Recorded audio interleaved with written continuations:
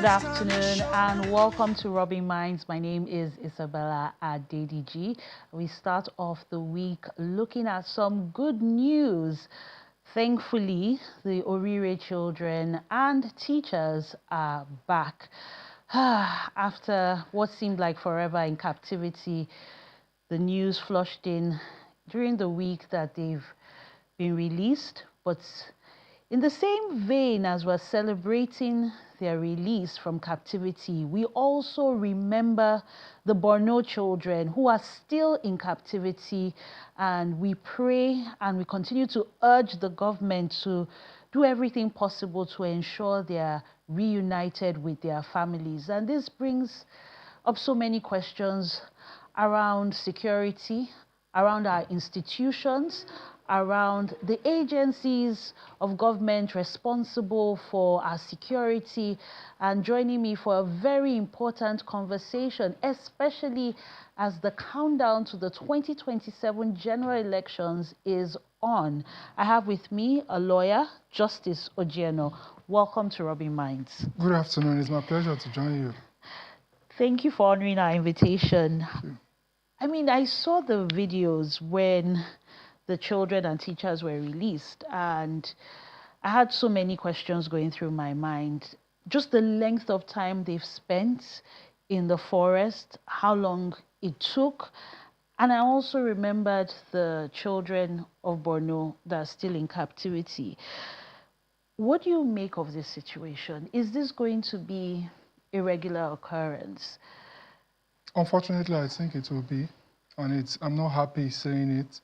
And it's going to be until the political capital is made available to ensure that it doesn't continue.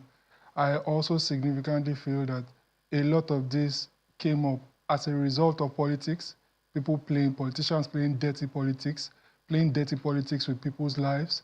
And I think that it really showed back in 2014, 2015. And unfortunately, politicians are not letting this go as one of their bargaining chips and one of their pathways to power. So I feel that until that is really done, there will not be an improvement. It's going to be cyclical, it's going to be repetitive. Our prayer is just that it does not become worse, because again, it is the Nigerian people and Nigerian children and teachers that are the token in this political chess game, in a manner of speaking. So I pray that we get good leaders, we get great leaders that at least will put the interest of Nigerians above their crass hunger for political power. By the time we have it, and we have people, solid people, manning law enforcement, and by that, I mean whether it's the state police that they are touting now, or the federal police, or the armed forces, unfortunately, that has been drawn into local police affairs. I feel that there will not be an improvement until they are manned by the really square pegs in square holes and round pegs in round holes, and people not just being appointed just because of political allegiance or what their surname is. And for the Borno children, how soon can we expect their release? If this is all politically motivated and we're seeing the Orire children and teachers back, surely the political class is watching. They see that Nigerians are talking about it, are demanding answers. There are families that are not able to sleep, not able to breathe, because their children are still out there. So if they can be rescued in Oyo State or wherever they found them, surely the same can apply in the north. I want to pray first that it is rescue and not some form of bargain. And unfortunately, I heard that one of the persons that led the team earlier was fired, because at some point too, I heard the military say the bandits were telling them that they were coming too close, that they should back off a bit. So I want to believe that it wasn't some form of negotiation that brought them back alive. And of course, words are still on the street that the number of persons rescued were actually not the total number of persons that were captured. So if that is true, I pray that the remaining persons, if they are not unfortunately killed or in the bushes or in the forest, I pray that they are also rescued. And as for when I expect the Borno captives to be released, I want to pray that it's also very, very soon. And whatever bargain, because I do not necessarily believe it's a rescue, our government has not been very, very forthcoming to us. Whatever bargain they are making in order to be able to bring the Borno captives back, I pray that it is not one that will dip us further and further into deeper trenches that will empower these terrorists and embolden them to be able to come back with bigger revenges. We shouldn't be having situations where initially it was just one person, two person kidnapped, and we are now having the Orire saga was even very, very, very, very, very, very shameful. They went to the first went to the first school, went to the second school, went to the third school. The finger deeply in the eyes of the government, daring the government that there is practically almost no governance in what essentially seemed like the last bastion. The Southwest looked like the last place where the terrorists couldn't really take, and they did it so brazenly. So I feel that, well, the government, whatever bargain, ensure that it is not one that will make us need much more resources in order to be able to maybe take the release of much more people in the nearest future. And this leads us to the conversation at hand, which is public trust. At a time when Nigerians are preparing to go to the polls to cast their votes for the next leader and set of leaders, how confident are you in the institutions to uphold the tenets of democracy and ensure that the political process is transparent and our leaders are accountable? In order not to sound so strongly as a pessimist, and when we're talking about institutions, INEC will definitely be one of them. I want to believe maybe like when Mahmoud Yakub was thumping his chest and promising us heaven and earth in the last election that it's going to be the best election that we've ever seen. And unfortunately, when it became one of the worst elections in the annals of the history of this country. Having that in my mind, I want to just be as optimistic as possible and say that maybe this new czar of INEC will do better by the Nigerian people. But if we check the bites at the apple that they've had the Abuja Municipal Area Council elections. The jury is still out as to whether they conducted it well, because there's nothing final that says that it was an excellent election that was not hampered by corruption and institutional failures generally. But the Ondo State election, it was easy because the Ondo State governor was almost unopposed by any viable candidate. So I want to believe that maybe the Ekiti election will give us a or Osun State, I think it's Osun State election, will give us it's Osun State. Yeah, will give us a very, very good idea of what to expect in 2027. But if you leave it to me, and I'm not talking on national TV, I don't think I'll be as optimistic, because there are bad signs already out there to show that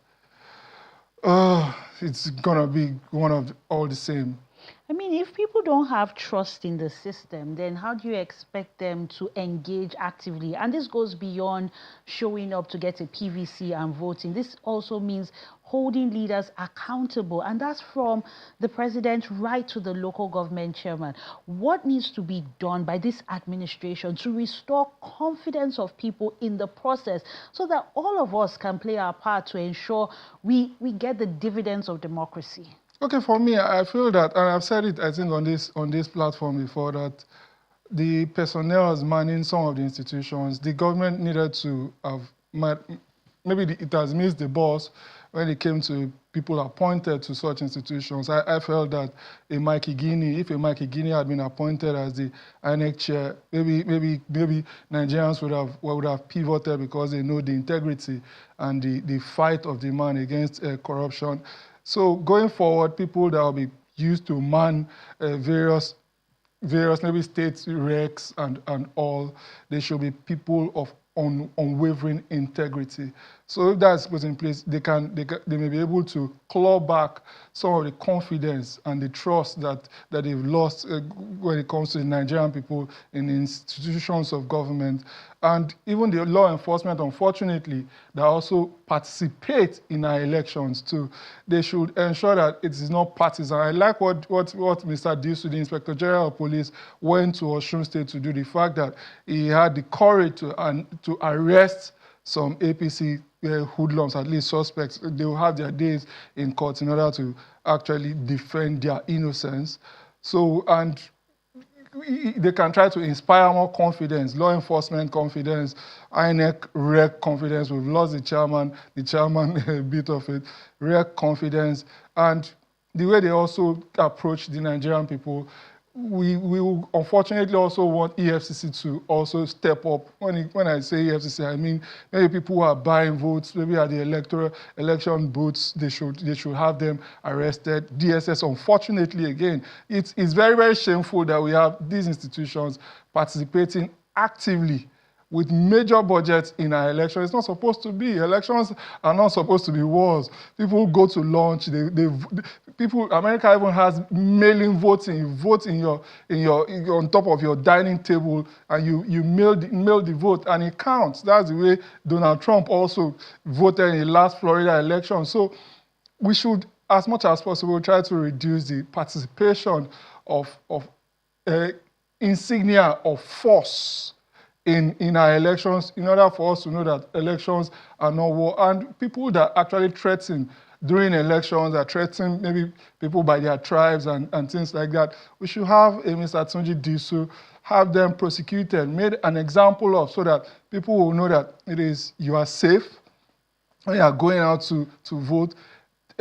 Gadgets that are also meter elections, for example, the beavers, the e-transmission from the polling units they should be made to work. And they shouldn't just be made to work in less significant elections like maybe the state governments are not. To the presidential, we should have real-time reportage of what the votes and the franchise of the people are at various polling booths. Those are a few of the low-hanging fruits that can actually significantly reboost the trust that people will have in our elections, because we must always remember with trust, don't lose it. If you lose it, you have to work 10 times as hard in order to be able to try to regain it. Definitely, trust is not built overnight and is also not lost overnight. How would you rate this government when it comes to the fight against corruption? Because that has been the bane of this conversation, with insecurity, the kidnapping, the rescue versus ransom, and now the polls, the elections. Corruption keeps rearing its ugly head. Do you think the President Bola Ahmed Tinubu administration has done enough to fight corruption? A lot shows that, unfortunately, it hasn't. It's not even about doing enough. Has it done anything significant? And it's not me. Don't take my word for it. Take the people who are supposed to really, really fight corruption in Nigeria, the law enforcement agencies, core function, corruption, EFCC, ICPC. We've seen some moves that EFCC has made with respect to corruption. It looked to us, as Nigerians, that they were going to do right and they were going to be courageous by the Nigerian people with the Yahya Bello saga. And we have seen how it has played out till now. It looks like it has really, really dissipated. And Yahya Bello is walking free. Now, I'm not saying he's not being prosecuted, but he's almost winning an election as we speak. What of the number of people also that have been investigated? We have the case of Okowa in Delta State. What's happening with that case? It looks like the big dogs, they get when the government wants to do its braggadocio, wants to demonstrate its braggadocio in the nation. They just do significant media trial, and there is no meat to your trial. You go to the courts, you read up the cases, especially with the PP, the politically exposed persons. There is nothing to it. And unfortunately, even before this government, when they get convicted, what happens? The two of them, two major ones that were convicted, two major governors that were convicted, what happened? They were given presidential pardons because they are the elite. They must not be made to answer for their crimes. So I feel that this government essentially has had its opportunities, especially with significant people, and it has really, really squandered it. And I can't even see what they are doing. I'm not moved by the numbers that they bandy about. EFCC can come to say that, oh, they have so number of people convicted for corruption. I'm a lawyer. I know how it works. A lot of them are plea bargains. A lot of them are small fries. There is nothing significant. There is nothing essentially really is going on in the fight against corruption as I see it as a Nigerian. They still have many corrupt people within their ranks that they can use to show an example of. I'm not saying it's impossible for any country to stamp out corruption, but the essence of the criminal procedure is deterrence. You must make one or two people significant examples so that everybody just knows that it is not, is not something that is a culture. Because it's also said that culture will always eat strategy for breakfast. You have to ensure that you stamp out the culture. Your strategy essentially doesn't matter until the culture is significantly dealt with. And I feel that if you want to deal with the culture, it starts from the top. So you have to use people at the top that have found their hands in the till. You must hold them accountable. If you don't hold them accountable, really, you are just wasting the EFCC budget as far as some of us are concerned. No, and then what we see is essentially, to borrow your words, media trials. Things come before the media. We see moves being made, but the follow-up, the stories just seem to dissipate. I mean, just last week on the show, we're discussing the PFIPC, and so many questions have been raised. There have been statements from the presidency, from the DG, and it feels like Nigerians have more questions than answers. And it's almost becoming a regular occurrence because we don't see the end. What must we do as citizenry to ensure that these media trials don't just start and end on television, but we have judgment and the rule of law prevails? Yeah, so you see, some of us, because we're in the system, especially in the prosecution, legal system, we are not really carried away by media trials. There are a lot of things that happen on social media that doesn't even touch a strand of hair on some of us, because we already know that the meat of every trial is the investigation. If the investigation is not watertight and you have a fair judiciary, it doesn't matter how many hours you broadcast it on TV or on any social media platform. It doesn't matter. Investigation has to be watertight. An investigation is not conducted by the judge. Investigation is conducted by law enforcement, the EFCC officials. That's number one. Number two, are you also having systems of witness protection for some of the people that will participate in the trial? The witnesses that are going to come against these significantly powerful persons, are you protecting them? Because if you don't protect them, we'll have a situation where a witness has already given a testimony of how corrupt this politically exposed person is. And at some point, he was going to come back and flip. And sometimes in giving their testimony, they will give something very weak. And the media is usually not there. So we are not following the trials step by step, even as citizens, as we are supposed to follow it. Because at the end of the day, the judge is a neutral party. He is supposed to rule based on evidence. And in criminal trials, the standard is beyond reasonable doubt. If I'm to put it in mathematical terms, you have to prove it like 90% in criminal trials. So if a witness comes and he brings a shadow of a doubt, which is the standard for the defense counsel, if they bring a shadow of a doubt, or if they bring reasonable doubt, which is like less than 10% or something in the area of 10%, the case will be tossed.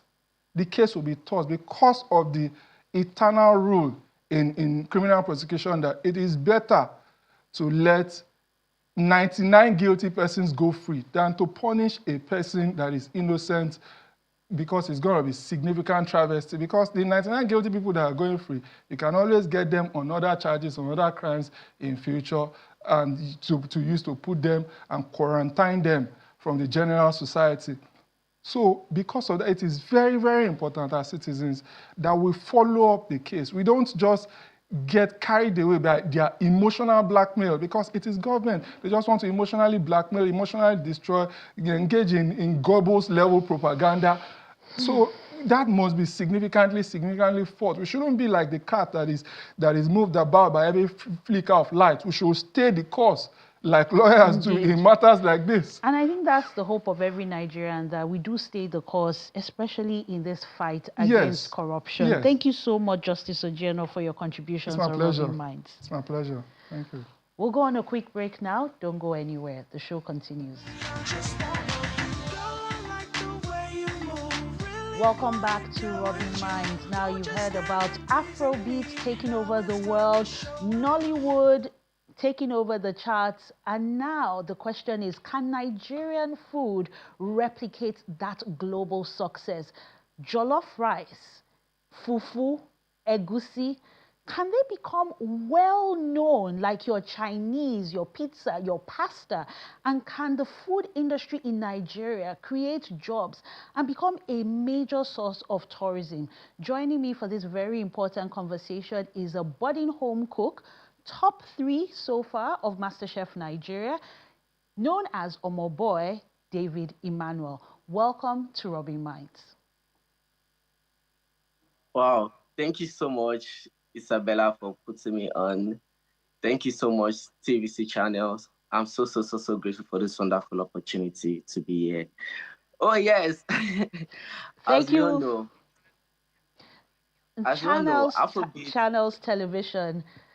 So it's a pleasure to have you here on Rubbin Minds on Channels Television. David, congratulations. I know this is the semi-finals, which we'll be watching later on today. But tell me about Nigerian food. Does it have the potential, like our Afrobeats and our Nollywood movies, to truly bring people to Nigeria and to create jobs? All right, thank you so much for this wonderful opportunity. So, yes, I believe Nigerian food is becoming global. First of all, let's start with Afrobeat and Nollywood, how they've taken over the industry, how they've traveled far across Africa, worldwide. And I believe Nigerian cuisine, now Nigerian food, also has the potentials. And I'm so grateful that I've been seeing so many things. And don't forget that this is the first ever MasterChef, the second ever MasterChef in Africa, apart from South Africa. So we have our own MasterChef. That's to prove that, yes, we're actually going global. And yeah, it has the potential to become one of, the Nigerian biggest exports if we invest very well in it. And it's just more than a trend, yeah. So tell us, what do you think the other countries whose cuisine we've come to enjoy, say Italian, Chinese, Thai, have done to preserve the legacy of their food to ensure that it becomes worthy of global exportation? Okay, first of all, what I'll say is, first of all, is the potentials first, them seeing the potentials, them securing it, and then also documentations. And that's the only thing I see that has been putting us in a tight corner. We've not been documenting most of our culinary, our culinary, in the culinary industry, let me just put that way. But I've been seeing some changes for the past 3 to 5 years, which most of our chefs have been doing. They've been doing a lot of work in the industry. They've been putting in a lot of work, and I think that is one of the things we can actually do to be like them. So documenting it, how important will you say culture is when it comes to storytelling and documenting our food in such a way that it becomes more than just food, but an experience? Wow. For me, food is like, food is a story. For every food you find on the plate, there's a story behind it. It doesn't just disappear on the plate. There's where it's coming from the soil, from the soil to the plate. So it has a very beautiful story. And when it comes to cultural, In fact, I would say that Nigeria has one of the best cultural food. Like they have one of the best um um um how will I say it? Best Ingredients, yes, recipes. best ingredients, recipes, and all those things. And I also say that when it comes to um when it comes to tradition, we have the true we have the true culture to say that okay, yes, Nigerian food is one of the best. Do you So understand are you saying how we that prepare jollof our rice, dish? will you say jollof rice represents Nigeria, or will you say maybe our fufu, our pounded yam, yon, suya? Beyond jollof rice, which Nigerian food do you Okay, think has the because potential? okay, because Nigeria is jollof rice is one of the things people have been fighting all around, like Ghana jollof, Nigerian jollof, Senegal. Like what I'll just say that one of our, one of the food I see that has potential to take us global is our our iconic dishes like the suya, the egusi, the fufu, the eba, the amala. That is our own food. That is what you can boast outside there. You can also boast with jollof rice. Jollof rice, our party jollof, our smoky jollof. This was brought like this was one of the things we Nigeria boast of outside our party jollof and smoky jollof. But at the same time, we shouldn't forget our traditional food, the eba, the fufu, our swallow, our iconic soups, all those ones, we shouldn't put them aside. They are one of the things that can take us global too, that can fit in the cultures around the world. And what would you say this industry needs in terms of government support, in terms of even people? How can people join the movement to take Nigerian food global? Hmm. I think the government should support chefs, food businesses through tourism, exports, and then I would say cultural programs. We need more of the government support in this. In fact, we need more of their like we need them more in our movements. Do you understand? Like we've been having a lot of programs coming up. Like the NFS is also coming up. We need more of their support in it. We need their connections. We need a lot of things. Even in the food businesses, also we need investment in it. Yeah. Now, I want us to talk about mindset because in Nigeria, cooking is traditionally seen as something that girls do, something that you do to prepare for your husband's house. But we're beginning to see more boys, more males go into that field. In your own Yeah. journey, will you say that you've received a lot of support as a male going into what many people still like to define as a female career? Oh wow. Okay. First of all, let me just use my story to give an illustration. While I was growing up, my dad doesn't like me cooking in the kitchen. In fact, he's always beating me. Hey, he doesn't like to see me in the kitchen because he believes that kitchen is meant for women, not for men. A man cannot make a living with cooking. That is not meant for them. So he believes that the kitchen is meant for the women. But right now, the culinary industry has shifted. You can make great impact. You can make good success through cooking. And I've seen so many chefs around the world, which they've proven to us that kitchen is not just for, is not something given to the women. Cooking is a lifestyle. It's for everyone.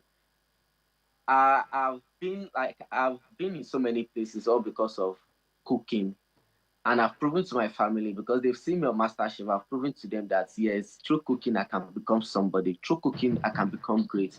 Through cooking I've been in places where no one in my family has ever been. So I believe cooking is not the kitchen is not just meant for women. It's meant for everyone, both men, both women. It's meant for everybody because it is our survivor. That is our culture. That is what tells our story. Yes. Thank And you. and if you can say a message to a young boy or a young girl who's considering a career in the culinary space, what advice would you have for them when there are seemingly better or more professional courses that are Yeah. being offered in the university. I don't think there's any Nigerian university that offers a fully culinary degree. For example, you'd have to go to a culinary school. So what Yeah. message do you have for that young boy or young girl? Wow. Thank you so much. So, what I'll say outside is that, first of all, to become successful in life, you need to serve other successful people.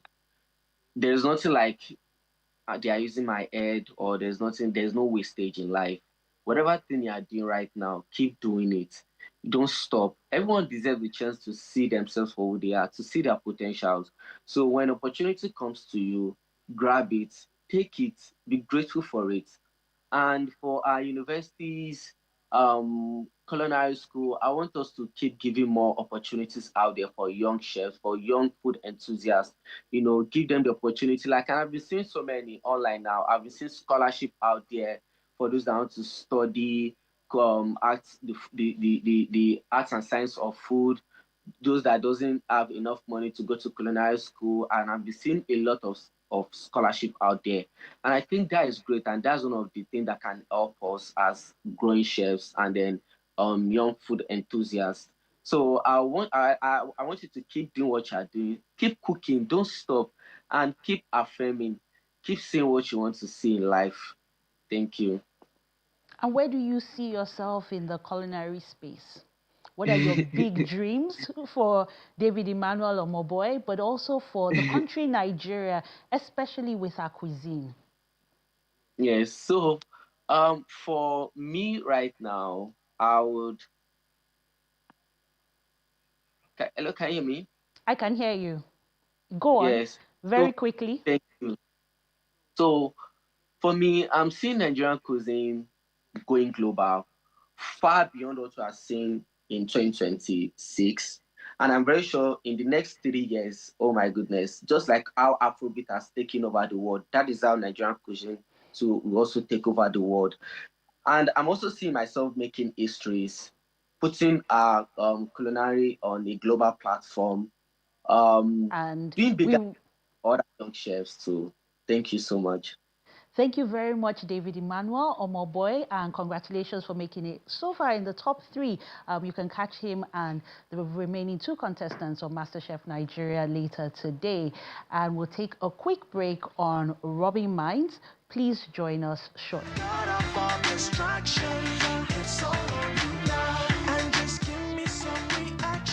Welcome back to Rubbing Minds. Now, in the early 2000s, if you were a fan of Nollywood, the name Maureen Solomon Okereke would definitely ring a bell. One of the most recognizable faces to have graced our screens. But she took a break to tend to her children, family life, and now she's back. We want to know all about her journey and what motivated her comeback to Nollywood.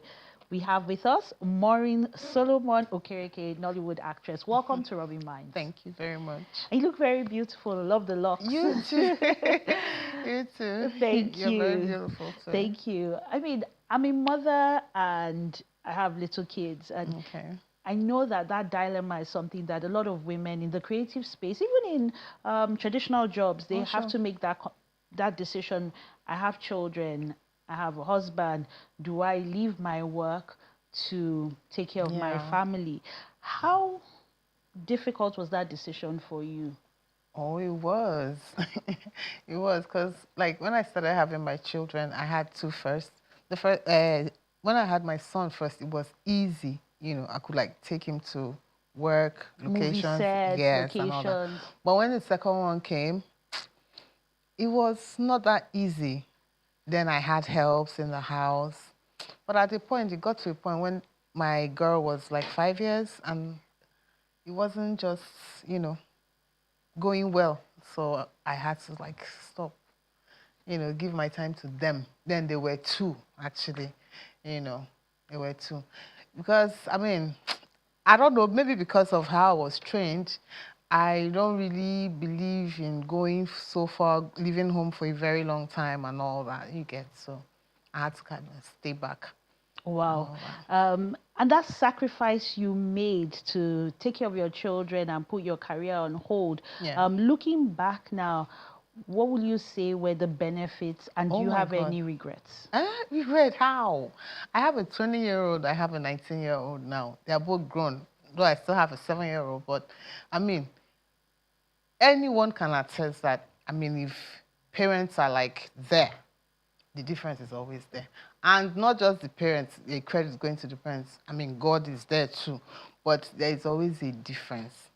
She gets. While I was growing up, my mom was a banker and she was always hands-on, but there was a difference when she resigned and she was at home. You understand? Because my mom would go to work in the morning, comes back around 6:30. Within that period, we go to school, we'll come back, a lot of things happen. But when she resigned or retired, no, she actually resigned, actually. You understand? She would say later that she didn't know us until Wow. she did. Do you get? So that kind of stayed with me, you know. But I don't regret it at all. Oh, my kids are grown now, so I'm free to kind of do it, go back to Anything work. to go You back get? to work. And Exactly. while you were away from Nollywood, so much Yeah. changed. I mean, in the early 2000s, it was more about television and Yeah. video CDs. And Exactly. then we had the return of the cinemas. And now we're talking global streaming platforms. How have you been able to fit into the new Nollywood, so to say? Well, in as much as I wasn't, working, I was still following up with what was happening. So it's not like I went into the dark ages and came back. Do you understand? So it's not that hard. You understand? It's not that hard. Fine. There are a lot more platforms. Like you said, things have changed. But we're still moving on with the times. We're not that old. Everything is still happening before us. Do you Well, get? let's watch this short All right. throwback video. That's Ramsey Noah. Oh, okay. Oh my God. Where do you guys dig up all these things? I Like, swear. that's you. I mean, what's coming through your mind seeing the young you with Ramsey Noah? I mean, that's what feelings are coming back? You're asking where we found it. Of course, we'll do our Oh homework. my God. Like, okay, feelings. I think it takes me back to this particular scene right now. Like I can remember You the day remember was the set, the yes, director, exactly. and all the emotions. Mhm. Are you missing it? No, oh no. But I would always treasure it. Oh, I don't miss it. I mean, we keep growing. yes. It's not like anything is lost or something. You treasure it. You always remember it. It helps you. But I don't miss it. Kind of. Yeah, I'm sure your children would love to see this. My girls love to watch me. A lot, Oh, yes. oh, They love to watch me. I and remember this particular scene. I didn't yes. know how to drive. So the director was like, I'm supposed to drive. The director was like, I should enter and drive for where? I didn't know how to. So they had to kind of shoot somebody's leg, but cut Wow. away, not putting my face there. That just shows how sought after you were, that even though you couldn't drive, they're like, no, this is the person for the scene, and we must make it work one way or the other. You What know? about this clip? Oh, this was a sub. No, this was Oko or something. Yeah, somewhere in Anambra State. I remember the movie Okay. too with Noso Diobi. Yeah, it seems like yesterday. Time Right. is just like. I mean, it seems like Are you still yesterday. in contact with all these people? A lot of them, maybe not like on a daily, but obviously whenever we see, we're all like, yeah, we're all still friends. And that's the late Sam Loco. Yes. Oh, I remember Wow. this. I remember this movie. Wow. Yes, a bit of old Nollywood, or Yeah. will you say for the newbies who are just used to the streaming platforms and the cinema. This is how we enjoyed Nollywood on our VCDs, and it was back to back. Yeah. Anything about the industry that drew you in? I mean, that's Genevieve and Naji. Like, what was it about the industry that made you want to be a part of it and grow your career there? To be honest, I've always loved performing. Not just acting. I love performing. I love to dance. Anything that, just there. I've always been that kind of kid right from when I was a child, growing up in primary school, secondary school, and all that. And I will always tell my mom that I want to act. But my dad is not like very supportive, or was very supportive then, do you get? And then my mom once mentioned, because she worked with the bank, once mentioned that Uncle Peter Doche was one of their clients. My mother, I'm like, please introduce me, please introduce me. Wow. But it was like a dream, like something, like, please don't mention it. But then the opportunity actually came on its own. I didn't go looking for it. Do you get? I just went to take my JAMB Poly exam, came back, our door was locked, my elder sister wasn't around. They told me where she was, Grand Hotel. I went there, and it happened they were having audition. Wow. I just stood there looking, watching what people were saying, because she was somewhere inside. So they were giving people script to read. It got to my turn, they gave me, I read. That was it. And the next day, my sister went to check for her name and saw my name. Wow. Yeah. Wow. Well, we're glad mommy was working in the bank. She had nothing to do with it. But it kind of brought that thing up in me. Yeah. And I mean, now that you're back into Nollywood, so much has changed. I mean, the fact that actors now have to dance to promote their movies, need active social media accounts, need to show up regularly, maybe do giveaways. Do you feel the pressure? Honestly, I don't. I don't, because, I mean, the business is tough. Very, very tough. So anything anyone can really do to promote their work, I really don't mind. So far, it's not something harmful. I don't have a problem with it. I mean, thank God there's social media. Thank God you can actually dance and get people to go see your job, or, get interested. But it's not that harmful. And have you ever been in a situation where a casting director is asking for how many social media followers you have, and seeing, okay, your ability to market the movie? Well, I've not, but I've had a colleague tell me such thing, and I don't believe in it. I told him outrightly that I don't believe in it. I don't believe in it. Right from he's always on my neck, like, Maureen, social media. I'm not a social media person. I'm not really like that, But he's always on my case. Maureen, do this, do that, do that. I'm like, if you're good, you're good. I don't think you're social. Some people believe in it. But then I recently, or rather, when To Kill a Monkey came out, I used the artist there to give examples to me. I'm like, I mean, come on, check it now. It doesn't, for me, it's not supposed to be. Do you understand? But some people do it. Some people do it. But then, when you do something like that, maybe because somebody has like 2-3 million, when the movie comes out and they want to promote do they really do that?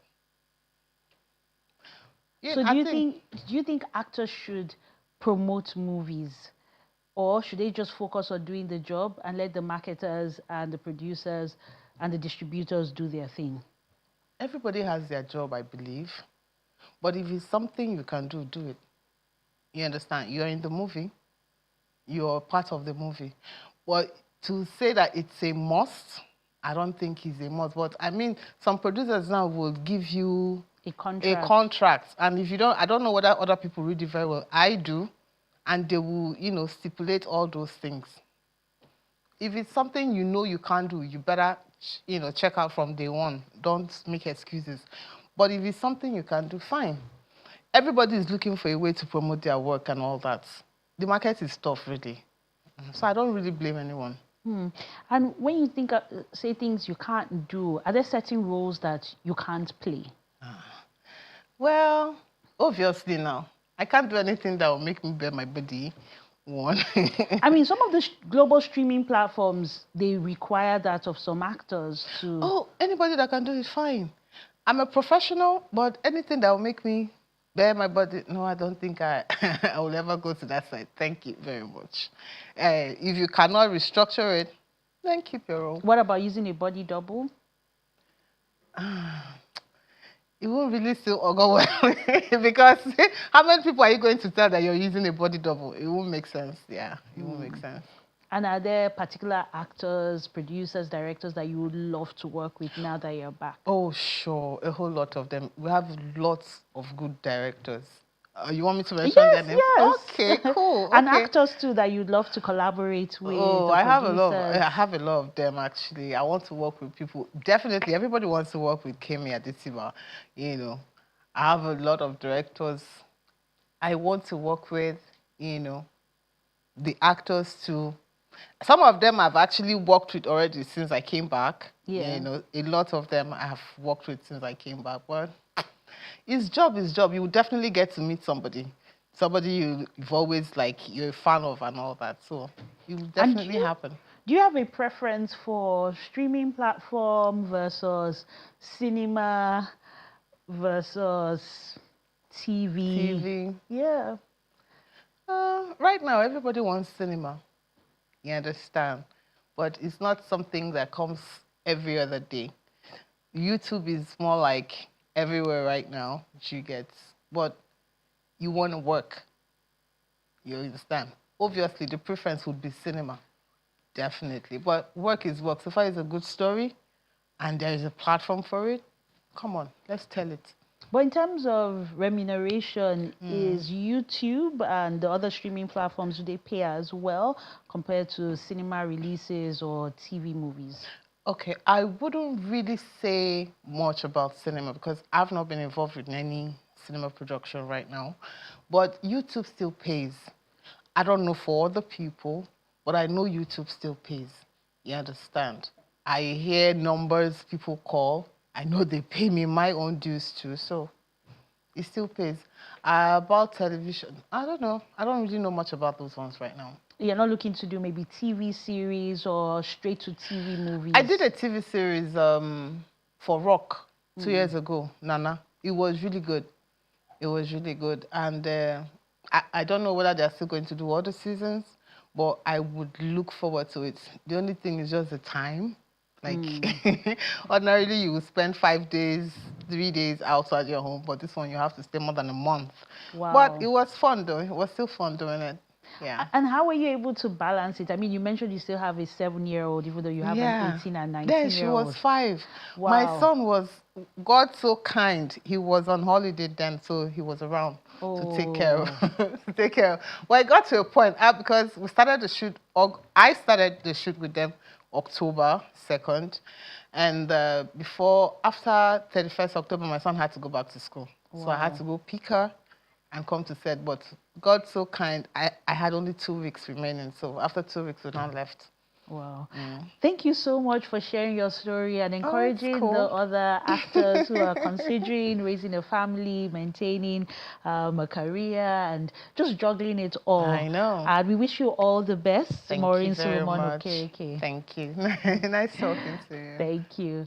And this is where we wrap up the conversation on Rubbin Minds. Remember, you can follow the conversation online using the hashtag Rubbin Minds. My name is Isabella Adediji. Do enjoy the rest of your afternoon. Goodbye.